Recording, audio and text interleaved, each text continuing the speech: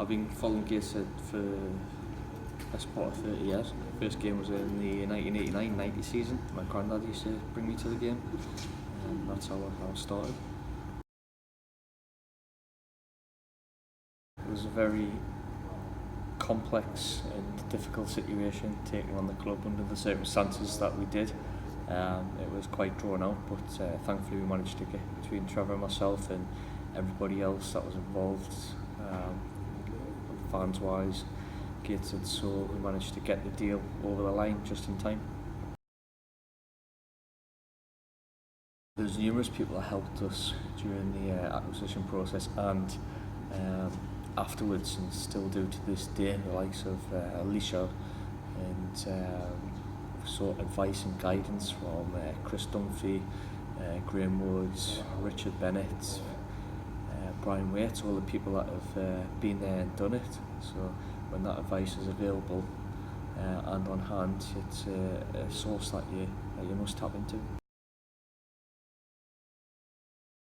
Trevor's a very likeable, amenable person. He's humorous and he's very passionate about his local club.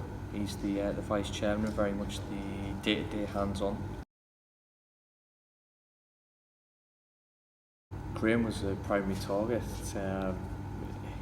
when he relinquished his role back in September, I think it was, which coincided with the transfer embargo. We knew that it was imperative that we got someone of his standing back on board, and thankfully accepted the invitation.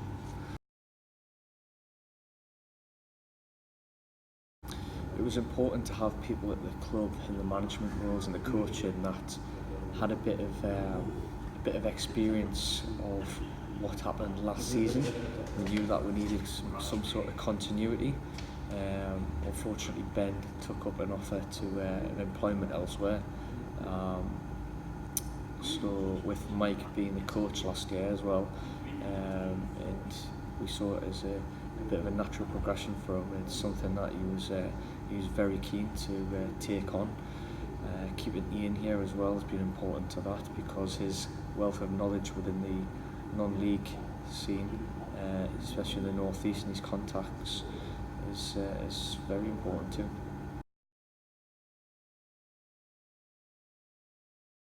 Myself as a fan and our fellow fans are the backbone of this club now moving forward. Without their willingness to volunteer and give up their valuable time to help raise funds and awareness within the community, it's something that we look to build on going forward.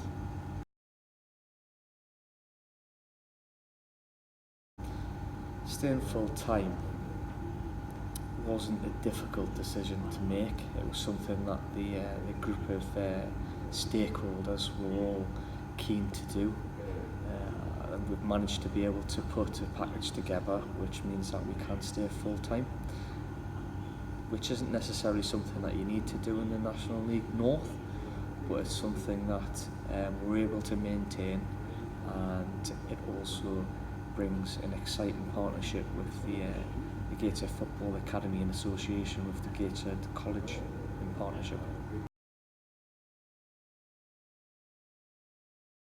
We signed a 10-year lease with the council. Unfortunately, when we signed it, it had a clause in there that the league weren't happy with. It wasn't anything major, it was just to do with the termination period. So we're having that amended, and a new lease should be agreed at the beginning of next week.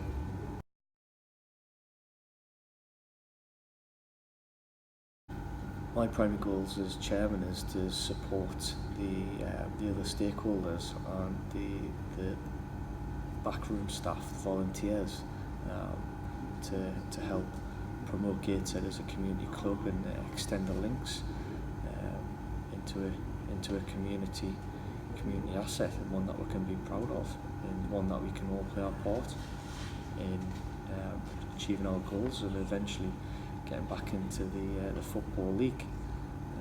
And everyone that's involved is here for the long term.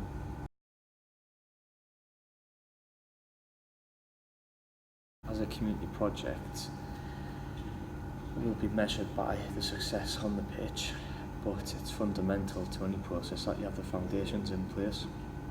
So whilst maintaining a full-time football team was important, what also is as important is the people that you have running it, the fans, sponsors, the directors, that we're all working together to build for the future, have something sustainable that's here for many years to come.